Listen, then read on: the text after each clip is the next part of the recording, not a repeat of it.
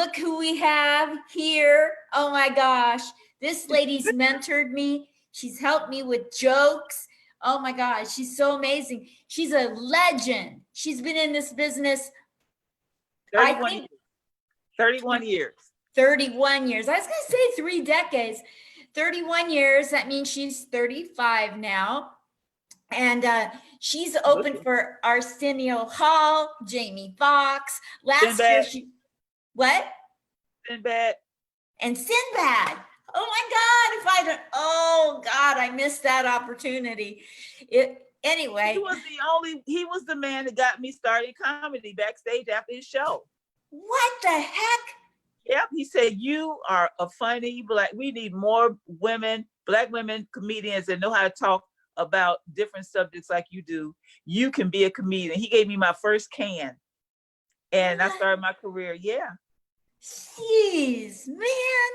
He is the one backstage after the show. He told me, girl, he picked me first in the contest. I was in a contest and he was a judge, and I was a winner. And then I won tickets to his show. So after the show, I was ushered backstage to hang out with him. I hear he hangs out with people in the green rooms for hours. Well, I don't know. How cool is that, Debbie? Debbie Wooten, she's in Portland, Oregon. Oh my gosh. This lady helps everybody. I'm telling you, and she is a straight up sister. I mean, she will not back down. It's either right or wrong, and she will call you on your nonsense. And I love it because there's some nonsense going around in the comedy community. And if you try to talk while she's doing her set, she will call you on it. I just love how you're so real and you are in the moment and you don't miss a beat. You can tell somebody, now shut the fuck up, and then go right on with your set. Well, even I just think it's rude when people talk, especially the other comedians. You back there talking, how disrespectful is that? You won't have nobody talking when you on stage. Set the example. That's right. Because I will not talk if my mouth open, it's to laugh. Thank you. That's amazing. I love it when you set people straight. You've set me straight. You've set me on the right path. She taught me how to wash out wigs, how to do makeup, how to dress for the stage. Speaking of wigs, I like to give credit to RuPaul's girls. I have a RuPaul influence hairstyle. It is big enough. I've been watching way too much RuPaul now. Anything you do too much of, it will sooner or later influence you. I would think about wearing my hair this big, what's that? That's it. Shoot, they look good. Here I am. Overkill makeup. Yes. Yes. It wasn't a baby drag queen girl. Remember when we went to Darcel's and watched the drag show together? Yeah, he loves me. He always give me a shout out. And I was the first person on his stage with a real vagina. From birth. Yes. And I did comedy. Yes. You're the only history. The first real one. And you're also the first person that got up there that's a comedian, not a drag person. I'm telling you, a comedian with a vagina. Oh my God. I made history. Oh my gosh. I mean, I know they're making them now. You can make a vagina. You can go. I think they got them on sale at Safeway this week, but you can get them everywhere now. You can get penises too, the same way. Fred Meyer got those on sale this week, and you can get those things now. They used to had to be born with it, but not no more. I don't like this between my legs. Well, let's get you what you want, baby. I love it if you tell people how you feel about lesbians. Oh, I love lesbians. More men for me. I appreciate them. I sign them up. No problem. I love lesbians. Come on out. Be a lesbian. If you're beautiful and skinny, I especially want you to be a lesbian. Yes, I love them. Have no problem with them. Debbie, so What's the funniest thing that's ever happened when you've been on stage that you'll never forget?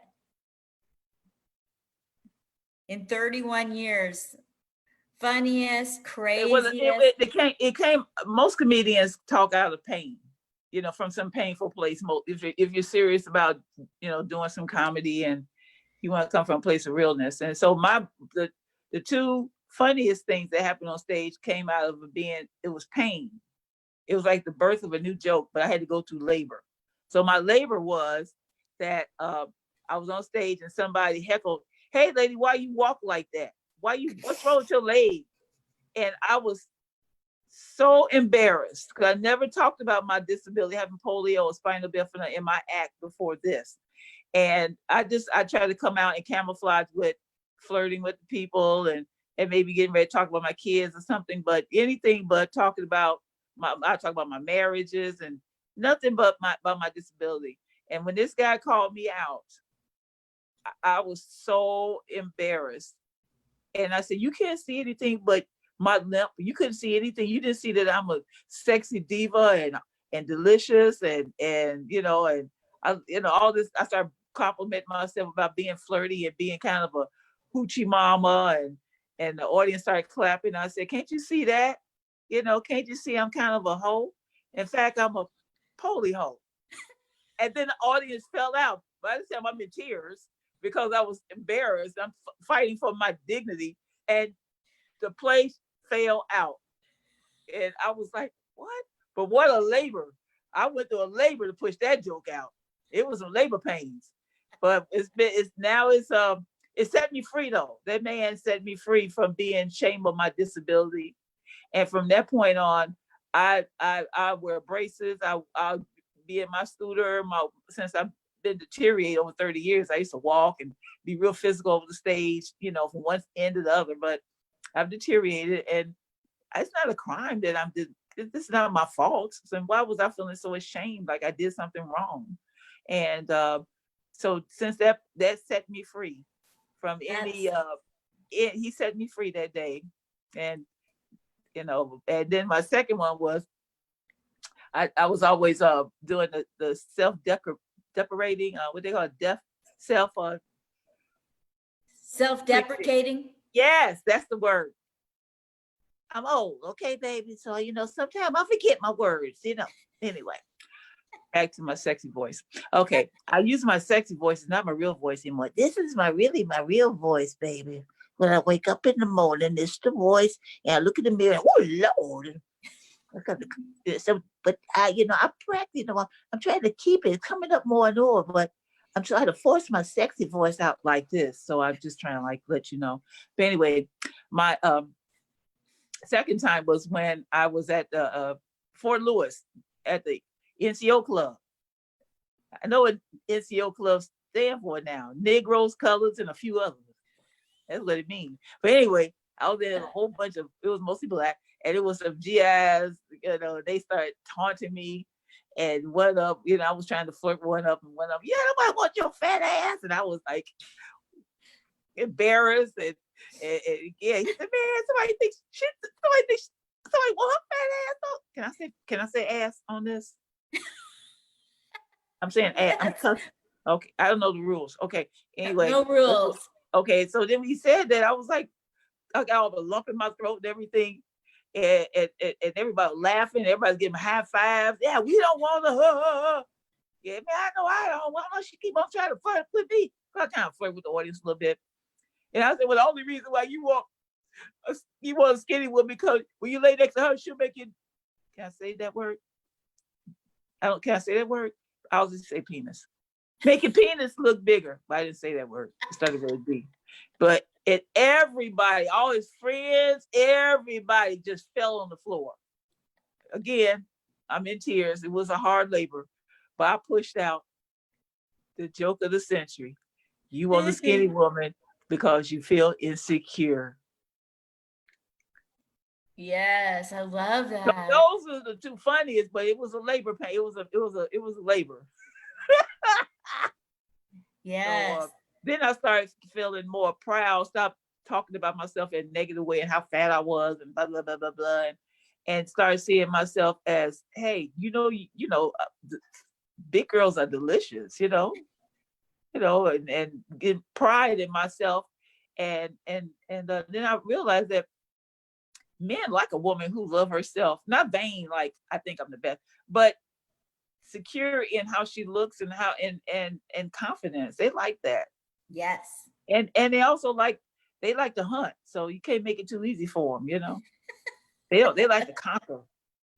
They like you to play hard to get a little bit. They don't want you to, okay, first date, you get that first date booty call thing, then you don't hit. Here I call it hit and run. I'm too old for hit and runs. I do a hit and run, I'm left down in the ditch. I can't be roadkill no more.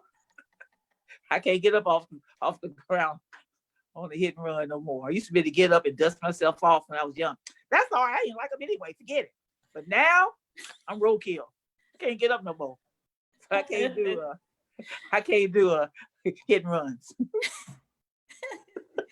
You were born with spinal bifida and polio. Well, contracted polio at 5 months old. People don't believe in viruses. Oh, I respect the virus. I am a product of the polio pandemic we had in the 40s and 50s. They are real. Just because you can't see it, you couldn't see polio either. My mama didn't see nobody touch me and give me polio, or she gave me polio with her. She touched me. Nobody started coming to a beautiful little innocent 5-month-old baby. You couldn't see it coming. Oh, it ain't real. It's a fake. I'm a product. You better respect the virus. You better respect it. And the virus don't care if you don't care. It don't care. And then, yeah, you might not get it yourself, but you can give it to somebody else who do care about their life. So viruses are real. So the new games in the world are, especially in America, forget the Bloods and the Crips, that they are over. It's the masked people against the unmasked. That's the two new games. Them unmasked people, they is hostile. They will shoot your ass. They will cuss you out. They will lick you and spit on you. Woo! They violent. I used to try to, offer a mask to somebody. Not no more. I'll be fighting. I'll be in jail. Because if they start talking back to me, I will get a spinal bifida, polio, and all, and whoop some ass. They're not gonna let you sit up and cuss me out or talk. No. So to just avoid that, I just look at them and just bow my head and say, Lord Jesus, help them. And I keep on rolling 6 feet away. Huh? I know everybody saw that picture of me in the casting crew of my new movie that I am in called The Christmas Freak. And no, we didn't have no mask on. We took them off for the picture, put them right back on. We did our parts, we had our mask. My mask in the movie is right on my lap. It wasn't everybody even had a mask on. We was not playing, but we did take it off for our parts, and we, I want you to know we did a movie safe as possible. A year ago, Debbie Wooten was struggling for her life. She was had to have surgery and turned out getting sepsis in a hospital. Oh my God. And now she's starring in a movie. I was in the hospital 4 months recovering from that. Yeah. And I can't believe a year later, here I am starring, not the star, but have a very good part in the movie. Yeah. Christmas Freak. The star and the co-star, they're very sweet. And I wouldn't want their parts because they have to be in Christmas stuff. Gotta look for the movie coming out. Yes, man, it's a good movie. It's wholesome, it's clean. Because everybody there took a shower before we started acting. And so it made it just going to be a clean movie. And it has a good message. But it just lets you know, I had one husband end his own life because he couldn't see a brighter day. The word can't killed him. And that's why I try to be a can't killer. You can do a lot when you don't know you can't do it. And he didn't understand that he could get through that. Can't create suicide. They can't see a can. So I think my life shows a lot of cans in spite of, where somebody else might say can't. Yes. And so if I had given up last year and thought I'm just gonna be in a nursing home, in a hospital, my hand's not gonna work anymore, my legs already don't work. What's the use of being here? My kids, they grown and they're all independent. Everybody's doing their own thing. And, I'm divorced now from a brutal 15-month marriage. What's left? I could have gave up, but who would know? A year later, here I am, a star in a movie. I mean, who would know?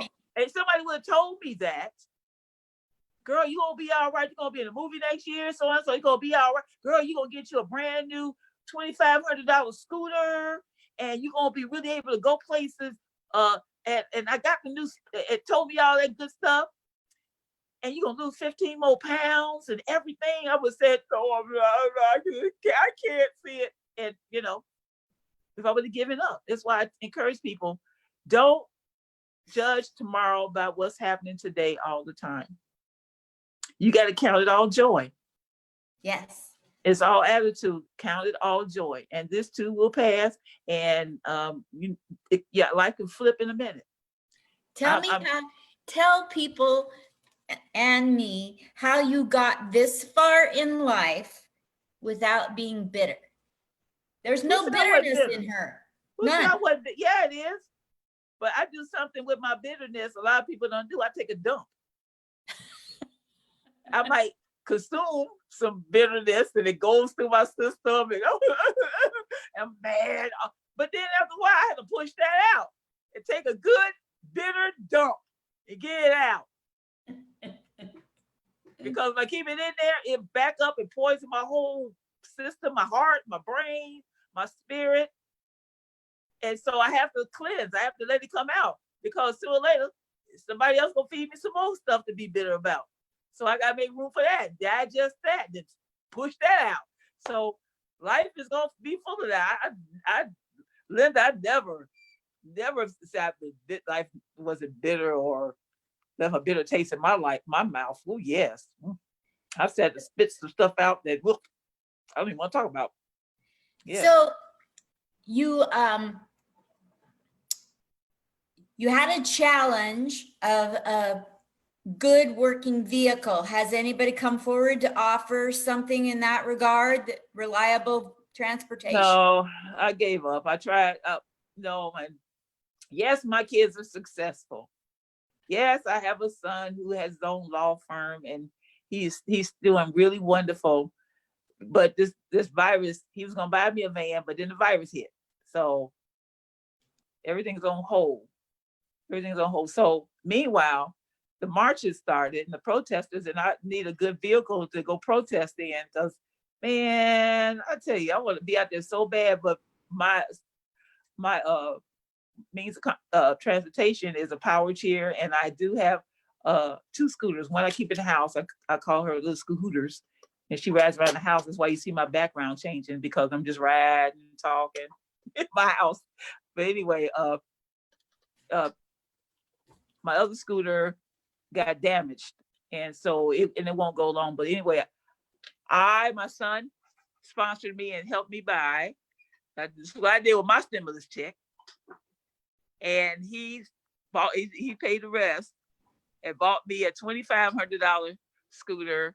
He'll be here next month because I had some custom things done to it. But it go 43 miles on one charge, 18 miles an hour.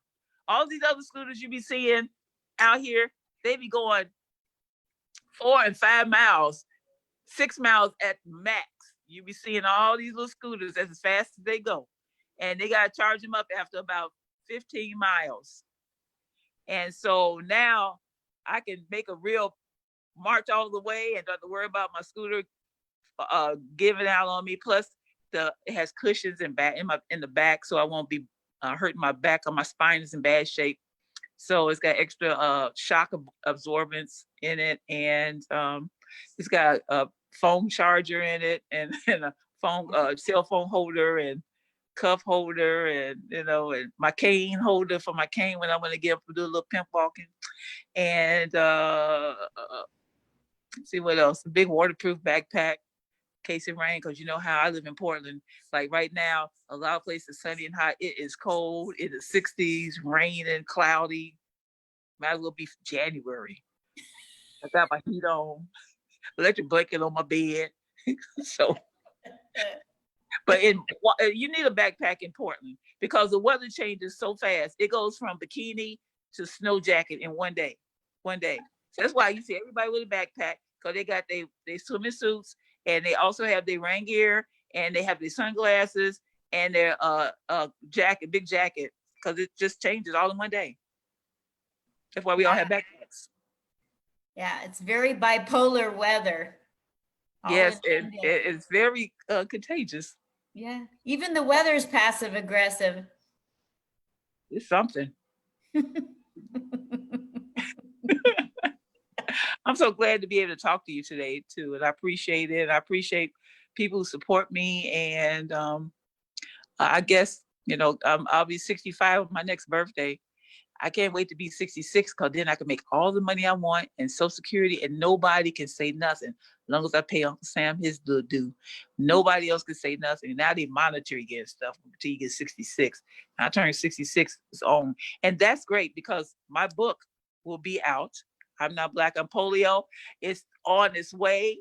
I got my illustrator, got that kind of locked down, and my what else they call it, formatter and editor on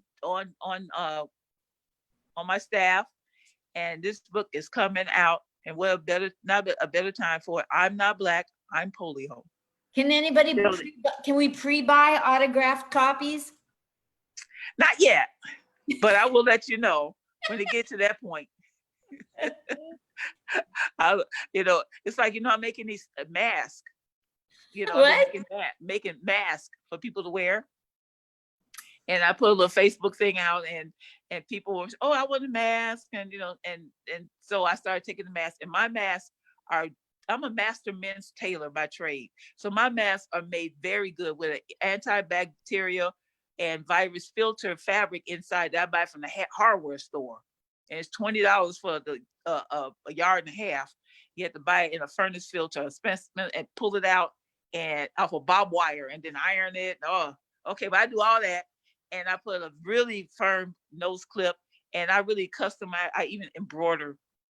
And when I got a lot of orders, and then people were like, the next day after they ordered it, "Where's my mask?" This is not McDonald's. And so I had to slow down taking orders, because people thought it was like, I'm getting orders from all over the country. So I'm catching up on the orders. I mean, since it started, I had to. I'm still working on orders, on back orders, because they are so sharp and they're so nice. When people get them, they're thrilled. But they take a little time to make them. Plus, I have to rest. I have to go to bed sometime. It's only me here doing it. So I had to turn my whole house into a sweatshop. Got sewing machines, sergers, cutting tables, fabric holding tables. It got complicated, but this is not a business. This is a mission that I embrace, that I feel from the Spirit of the Lord to do. So I'm not trying to make this a business. I'm just trying to keep people safe for $10 a piece. Because it costs money to mail them, it costs money to buy fabric. And so, but you get, compared to what these mail order masks, I've even ordered a couple of mail order masks. They're nothing in them. They made out of knit, not even made out of cotton. Shouldn't be breathing through anything but pure cotton, because that's a natural fabric, not these knits that you buy these little order these little masks from, and they're made out of nothing and with no love. Mine is made with quality. So maybe go put one on. But anyway, you can always look on my page and see it. And Linda, yours is coming. I want to order one. Will you autograph it? I'll autograph the inside. I promise before Christmas you're gonna have it.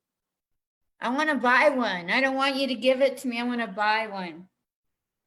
Well, it'll be before Christmas. So I even making masks now with matching headbands. People want matching headband. My daughter want one with a skirt. I had to make hers with a skirt. Matching You're skirt, lucky. skirt.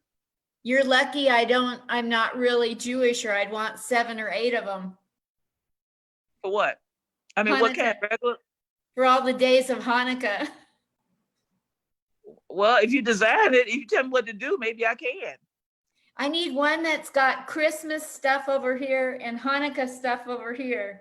I don't know what Hanukkah stuff is. Blue with the Star of David. Oh. It's really popular. For the right price. Okay, hey, $20. Let me tell you something. I've been turned into like a mask corp. I'm getting special orders. Like, can you make these masks with like the army? The army wanted masks. I had to turn it down. I can't do all the orders. My son, he's a bus driver. He wanted masks with the insignia of the bus Seattle Transit System supervisor on it. Too much. I got people doing. Now I'm getting orders for Black Lives Matter masks. You know, what colors are put together? They want the embroidery. I don't know how they want it. I don't have a print shop here. You know, so like, heck, I need a print shop now. You know. So, but I thank God for it keeps me busy, and I'm making new friends all over the country, and I appreciate the business. I really do. And I'm still making them. And if you want to order from Debbie Wooten, fine. Get on Messenger, let me know, but it won't come tomorrow. That's for sure. You guys, it'll be a couple, 3 weeks before you get it. So I hope you can stay safe till then. Yeah. But the quality is, I've seen other people make masks. God bless them. Because they're trying to do the same thing I do and keeping people safe. And and a lot of people who never even sold before is making masks. So I God bless all these people who are trying to keep other people safe. But when it comes to quality, and you want to, I mean, we got to wear them. Yes, it's weird, but you're going to look good as you can in a mask. Cute. You need a matching headband or a skirt, it's on. I got that for you too. If there's anybody that can make men wear protection, it's Debbie Wooten. Oh, I got some men colors. My son, he can't buy enough of. My son, they can't buy enough of because they are so manly but expressive. I got the Seahawks and the Oregon Ducks and who else up here? Timber people, Timber girls, the basketball team, and you know, I got fishing for the fishers. I got hunting in the woods, shooting bears and deers for all the rednecks and yeehaw boys that want that. I got something for everybody because I'm not prejudiced. I want everybody to spend some money with me. I don't care what color you is. The only thing I won't make is I'll make a mask with Donald Trump on it, but it'll say STD. Stop Donald Trump. That's a new STD. I'll make an STD mask for you.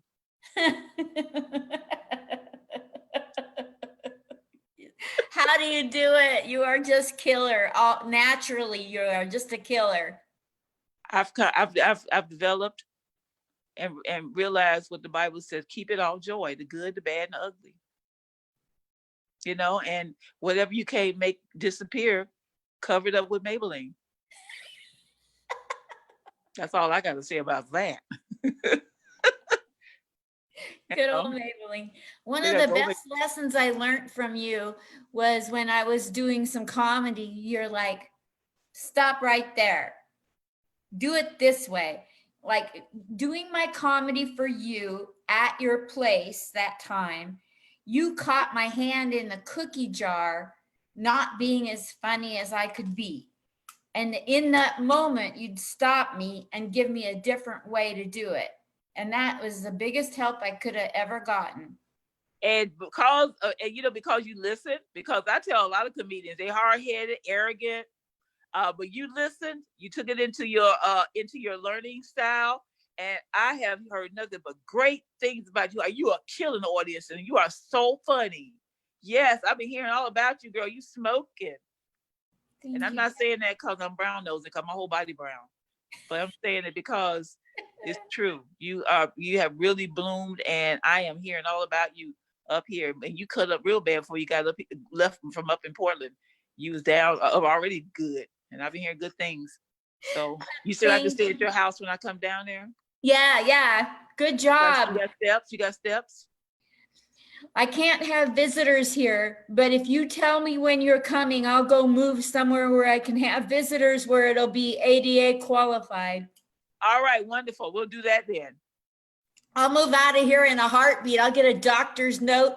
I'll be out of here so fast in the middle of the night. I got two. Well, I don't want you to upset your good thing, but you know, maybe you can I don't know, get a care. Do they have handicapped Airbnbs? I don't know. I love living here as far as certain things, but I don't like that rule that I'm renting and I can't have anybody spend the night. And I'm not talking about sex. I'm talking about, listen, I'm renting. I should be able to have anybody I want stay here. I don't like that. I know I live in a senior complex. I know the thing. I know the rules. Yeah. I mean, I'm not going to have somebody stay all the time, but 2 nights a month is not going to kill them. Well, we'll have to talk about that another time. Yeah, we'll have to brainstorm. Yeah. Aren't you proud of me? I went through this whole thing without saying anything I shouldn't say. Last time I talked about how much money I was going to pay somebody for some gig, and you're like, girl, you shouldn't say that. Oh, well, you know, some things are just personal, but you're still learning. Yeah. It's okay, baby. I will learn from you any day. You call me if you want to teach me anything. I want to soak up Debbie Wooten. Well, I'm thinking about designing some plastic bulletproof outfits. Wow. Since they're using that protesters are getting shot with them, I'm thinking about I could find some fabric to bounce that off or something, or a mask that can really deflect that. I'm just trying to think, what can I do to help protect these wonderful protesters from all walks of life? Wow. And I really appreciate them so much. And that's why I'm getting this new scooter, so I can get out there and walk the long walk. They be walking for miles, and I don't want to worry about, I got to charge my scooter, I have to worry about that. So that to me is when I get that scooter, that's it. It's going to be on, Yeah. And if anybody wants to hit me up or Debbie Wooten on Facebook, it's Debbie Wooten-Williams, but she goes by Debbie. Deborah. On your Facebook, it says Debbie Wooten-Williams. And some of them say Deborah Wooten-Williams. Oh, I don't know about them. That's a problem. My late husband, my husband that was my soulmate, not the jerk I was married to for 15 months, the one before him. And so I put his wedding ring back on my husband that was my soulmate. And I took the current one, I gave it to one of my grandgirls to play with. So Deborah Wooten. Deborah Wooten. Deborah Wooten. Yeah, Wooten-Williams. And then there might be a Debbie Wooten-Williams, and then I know there's a Debbie Wooten because my late husband had made that one up, and I can't get in there because I don't know the password and all that stuff. And so. But if anybody has any access to getting a vehicle for her, a van that's ADA qualified, where she can get in there with her wheelchair and motorized, state of the art. She needs to have equipment to go on the road. She is worth supporting. I tried to make it happen before, but I guess I didn't have the clout or something. You don't know the right people to sleep with yet? Yeah, right. Ron Tonkin wasn't interested in me or anything. Oh, damn it. Yeah, I know. Portland I went down there with one shoulder out too, trying to hit on him, but he was like, "Hey, I'm sorry, baby. I give to other people. I'm not giving to you." So anyway, I would like some help to get it, but like I said, everybody looks at, oh, you got 5 successful children. They all got families, mortgages, bills. Being a lawyer, you know how many college funds? debt he got to pay back, and all of them got to pay all that back with their masters and law degrees. They all still paying off student loans, and they got kids that's going to college, and now it's another. So they don't have money to throw around yet. They're not that rich yet, and the poor my children can't go to their graduations. Wah, wah, wah. I can't even go to all this stuff because I don't have transportation. I could drive there. I don't mind driving across the state, any state, but I'm limited when I don't have the right transportation. I was offered a regular van, but I can get in it, but I can't get my, or you can put a ramp in it. Well, how am I gonna get it up the ramp? I can't stand up there and get up the ramp and pull it up the ramp. I can't pull the stand. I can't pull it down. My disability has deteriorated me, but I can't do all that. And I might break a nail. Just all that, be crippled and with broke nails. Oh, that's just too much.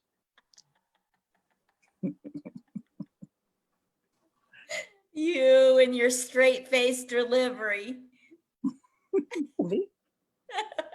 Speaking of nails, we're still on lockdown. We're still in shelter in place here. We have not even opened up nothing in Multnomah County in Portland, Oregon. We're not even open yet. And so there's no nail salons, nothing. So these are my nails. Way at the top, you can see the end of my beautiful, gorgeous nails as they creep up to the top, and I clip them off as they go. But I'm holding on to them to the last speck of heat. Paper. What you call it, fingernail polish. Yeah. I old, baby. bought some I'm old, fingernail. baby. I gotta take a little. I had to make a little warning. This woman's old, so when she forgets stuff and stammer, it's because she's old. All right, what'd you say now? I don't know what I was going to say, but what I want to say now is anything to talk to you. What kind of advice do you have for, like comedians that maybe like have 6 years of experience and want to get to another level like me? Any advice for young comics? Let me see where I was at. 6 years from where I was at, from 1989, that was like 95. I just started breaking through, or I started opening for people that had some names, again. And at that point, you just got to keep on working. You just keep, don't be so anxious to go to the next step and put jokes out there that's not ready, because you could be seen too early, but never too late. Once somebody see you, Linda's gonna be, or Debbie's gonna be able to. I've seen her before, and she didn't do that good. Well, I was not gonna see her again. You might be way better now, but they're not gonna give you a second chance. Wow. I'm not gonna give you a second chance. So make sure you're ready. I like that. You could be seen too early, but never too late. I love that. Okay. Okay. Remember that. You're such an inspiration, and I'm not just saying that to say it. You always find a way to dig deep in my soul and bring me up to another level in some way or another. Oh. You do that for a lot of people. You're just a queen. Well, I have done a lot of crowning in my life, I'll say that. But you're so beautiful. I just to have all this stuff, everybody's talking about equal opportunity for everybody. And I'm in all the world. I had been discriminated against by everybody. Being born Black, didn't catch a terrible virus that almost killed me, polio, and then discovered I had spinal bifida birth defect. And then to grow up in the ghettos of discrimination by uneducated. Well, my daddy was uneducated. My mother was highly educated. She was a nurse, and she fought hard to be that. And she sent her brother to college in North Carolina, and he became a professor there back in the 50s, 60s, and 70s. He was a college professor. So a lot of smart people in it, but they had to fight for it. I heard all the horror stories. And being from a Black family who got Southern family ties, and they tell you so many horror stories that you'd be surprised that I can even like white people at all. because you hear so much. And that any Black person that talks to any white person, we all know the horrible stories. Yep. And we try to give you a chance. We come with giving everybody an equal chance. It was a lot of times we get spat back on, backstab, but we'll give you a chance to hang yourself. A lot of us have been hung instead. We've been hung. And we just I know that Black people are, and I don't want to brag on Black people because I got a lot of Irish cream in my coffee. So ain't like I'm like straight off the boat of Africa from the darkest jungles. I mean, this has been diluted with a lot of ethnicity. But as a person of color, I'll say it like that. We just want to love and everybody want to read the same things, And I had to battle past all that, being Black, being a girl, born a girl, and all the disabilities, being poor, and then being overweight. I've always been overweight. The fat little girl with braces on, chubby little girl, always been overweight. And so everybody has something to diss me about. Not just the white kids, but the Black kids too. Not just the girl, just not just I could have girlfriends because I was a fat girl, so it was everybody has something to reject me, to not let me be in their circle because of some flaw they saw on me. And so I had to fight through that. And I found out my gift that God gave me, the bridge, was humor. That saved me a lot. That saved me a lot of probably more heartbreak, and probably got breaks in life because of my humor. Has gotten me places to help be a step in my ladder. And I incorporated in my life and my child raising, and I was successful in that. So I use my humor to incorporate in all parts of my life. There's nobody that runs. It's just not on stage. I incorporate it all the time. Anywhere I have gone with you, whether it's to the counter at a register or a drag queen show or a comedy club to watch you on or the Black women fashion show. Remember we went to the tea? Yes. And then, oh my gosh. It was staunch religious. What? Remember how staunch they were very religious. Remember that she's gonna do comedy? What? And we went to a class where a lady was talking about your image, and she came in all frumpy, and then she removed the clothes or something, and she was dressed really nice underneath it, and she was trying to teach us a lesson. Yeah.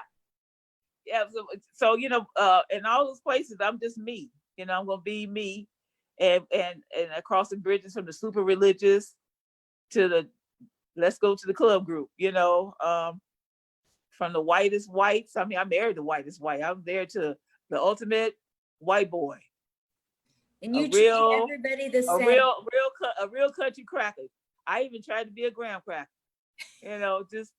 And his whole family was real. They from Eugene. Sisters, Oregon, staunch. I went to visit, and it was like being in a Hallmark postcard. I was like one of the people in the card. It was like so perfect. But yet, my humor. They was shocked by my color and everything. But then when they got to see my aura and my humor, that put all those stereotypes down, and they got to know Debbie, and I had a wonderful time. But I know I shocked them, because I could hear when we were in the restaurant how everybody was talking. All of a sudden, they got quiet, and I walked in. I've been in the elevator with you, and before we get out of the elevator, you've won everybody over in the elevator. Yeah, and you don't have to be obnoxious and say nothing out of the box. You just look at what's going around, what's happening right that minute, and just make a little comment about that, and people say, "That's right," chuckle, And it's a gift to people to make them laugh. It's a gift. There's so much things to be sad about right now. Yes. So much to be sad about right now. So to find a place where you can find any kind of joy at this point you know, we got to hold on to it. And so You got to that's all come I to got to say Vegas. about that. You got to come to Vegas. We're going to paint this town. Give me a month's notice so I can find a place that'll let you stay there. Well, let's talk about that on the girlfriend circuit line. Yeah. Okay. I couldn't get through the whole thing without making one oopsie. Well, you didn't make it's not an oopsie. It's just that I don't want to hold people too much longer. They probably want to go to another space somewhere. Yeah, figure. Fickle people. Yeah. All right. Thank you so much, Deborah Wooten-Williams. Debbie, Deborah, Francis. Oh, I got so many names and alias names. I want to thank you. And I just want to put a shout out to all my family, my beautiful daughter, Jamila, and her kids, and my son, Jimmy, and his law firm, the Curtis Law Firm in Seattle, Washington. If you need to get out of trouble, you need to call James Curtis, and he does all kind of law. So he's number one. See about him. James Curtis Law. James Curtis Law, and he has the Youth Law Institute, and it's wonderful too. And you can go on his Facebook page or his website and see it. And then my son, I have a son that's working for Seattle Transit System. Pray for his health and strength. He wears a bulletproof jacket now. This is sad. The bus driver got to wear all that. And my daughter, who is a stay-at-home mom, nursing her autistic kids, and her daughter, who's in medical school as well. So she's doing wonderful. And my other son was Jamal. He lives here in Portland, assistant vice president of all the Bank of Americas here in Portland. Woo. Very proud of him and his wife, his beautiful wife, and the beautiful granddaughters. And I don't know if I'm supposed to say their name or not, because he's so private. So I don't want what you say about me on Facebook. Did I leave anybody out? I think that's all of them. Oh, yeah. Yeah, that's all of them. Yeah, I think I did all of them. Okay. Oh, and my oldest daughter. Oh, my God. Can't forget her, Frances. But she's not on Facebook anyway, so. She teaches at Evergreen State College in Olympia, Washington, and she's very. So she's not on Facebook, so she don't care. But I want to just put a shout out to all my kids. You're going to push out your kids one more time. Shout out to all of them. You're so beautiful. Thank you so much, Deborah Wooten-Williams. Thank you. And I want to thank my queens for making it possible. I do need some more makeup tips. I'm trying to scouting around for one of the queens to see me and help me with my makeup. And I love my wigs. I made this one myself, crocheted it. What? So, yes. It's beautiful. Isn't it? Okay. All right. I love you, Linda. Thank you so much. I love you, everybody on Facebook that did listen. Thank you. Thank you guys so much. Love you. Thanks for coming by, Deborah Wooten-Williams. All right. Okay. Bye-bye. Okay. Bye. Everybody's